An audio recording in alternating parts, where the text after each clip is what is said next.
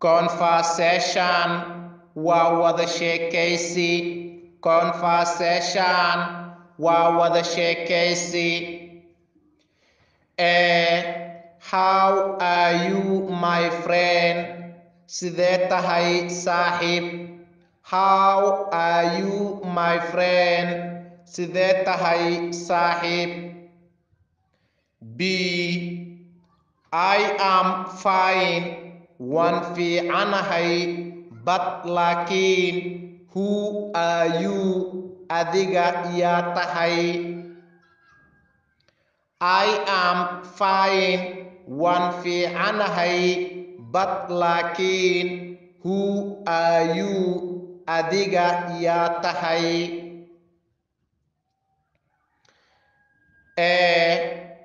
I am your friend Ahmed. Aniga waxaan ahay saaxiibkaaga Ahmed. Did you recall me? Misoo xasuusatay? I am your friend Ahmed. Aniga waxaan ahay saaxiibkaaga Ahmed. Did you recall me? Misoo xasuusatay? B. Yes, I do remember you. Waan ku xasuustaa. But laakiin you become waxaad yeelatay fat with big belly. Buurnaan calool weyn leh. What have you ate? Maxaad cuntay? Yes, I do remember you. Waan ku xasuustaa. But laakiin you become waxaad yeelatay fat with big belly. Buurnaan calool weyn leh. What have you ate? Maxaad cuntay? I usually badana eat waxaan cunaa eggs ukumaan, meat hilib, and iyo a plate of ugali iyo saxan ugali ah.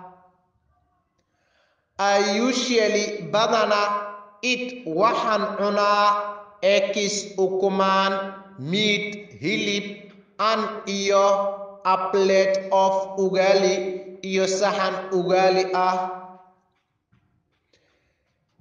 B. I am advising you. Waxaan kala talinayaa to stop inaad joojisid eating more food. Cuntada badan aad cunaysid. I am advising you. Waxaan kala talinayaa to stop inaad joojisid eating more food. Cuntada badan aad cunaysid. Why will I stop? Sababteen u joojinayaa eating more food. Cuntada badan aan cunayo. Why will I stop? Sababtee aan u joojinayaa eating more food. Cuntada badan aan cunayo. B.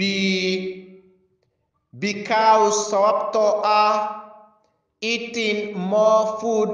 Cuntada badan la cunayo is not good. Uma wanaagsana for health.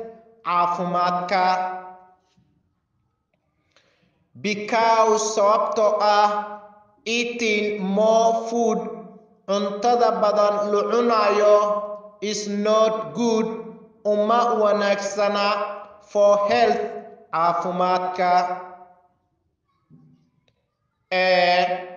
From today onward, laga bilaabo maanta, I stopped. Waan joojiyay. From today onward, laga bilaabo maanta, I stopped. Waan joojiyay.